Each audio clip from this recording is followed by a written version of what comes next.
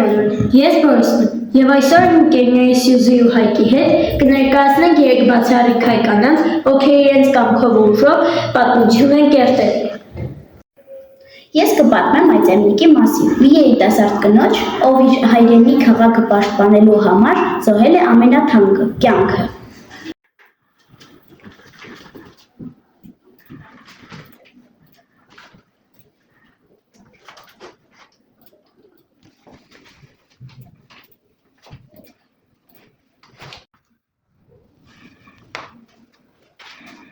Այծեմնիկը հայրուհի է, ով Անի դարպասների վրայից կռվում էր Փայտլոն Ամիայի զորքի դեմ։ Այս արիասիրտ հայ կնոջ Այծեմնիկի անունը կապված է 1124 թվականի Անի քաղաքի ինքնապաշտպանության համար մղված հերոսական կռիվների հետ։ Սամվել Աննոցու վկայությամբ այդ կռիվների մեջ աչքի է ընկնում մի հայրուհի Այծյամ անունով։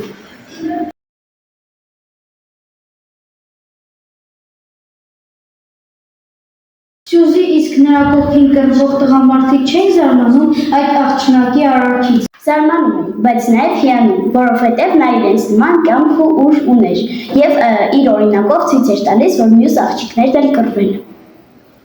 Սոսե Մարիկն էլ Այծեմնիկի նման քաջ ու ռազմիկ էր։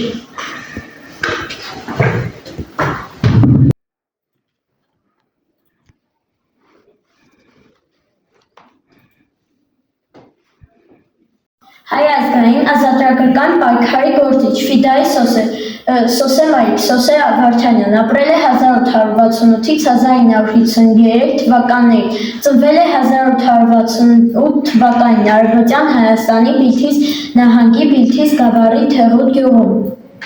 1881 թվականին ամուսնացել է 17-ամյա Սերոբ Վարդանյանի հետ և ունեցել Հակոբ և Սամսոն որդիների։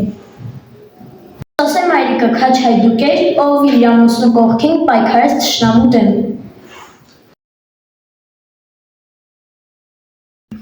Որից իսկ նրան ինչու էին մայրիկ դիմում, այլ ոչ թե զինվոր կամ Ֆիդայի, որովհետև նա բոլորի հարազատ մայրիկն էր, նույնիսկ կռվի դաշտում։ Ես էլ կներկայացնեմ մերօրյա հերոսուհիներից մեկին Նազիկ Ավդալյանին։ Նազիկ Ավդալյանը գյումրեցի ծանրամարտիկ է։ Նա ոսկե մեդալ է նվաճել 2009 թվականի կանանց ծանրամարտի աշխարհի առաջնությունում։ Առաջին կինն է Հայաստանից, ով դարձել է աշխարհի չեմպիոն որևէ սպորտաձևում։ 2010 թվականի ապրիլի 26-ին Նազիկ Ավդալյանը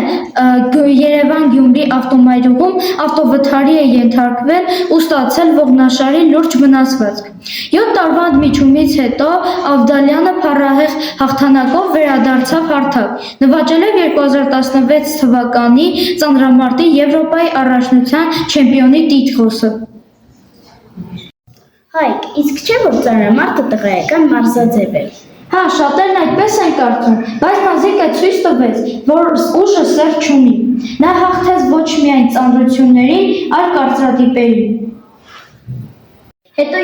վթարի պատճառով երկար ժամանակ չէր կարողանում մարզվել, չէ՞։ Ճիշտ է, Նազիկ Ավդալյանը վերադարձավ մեր սպորտ ու բարձրացավ հարթակ։ Այդ կամքը ոգեշնչում է բոլորս, ոչ միայն մարզիկներին։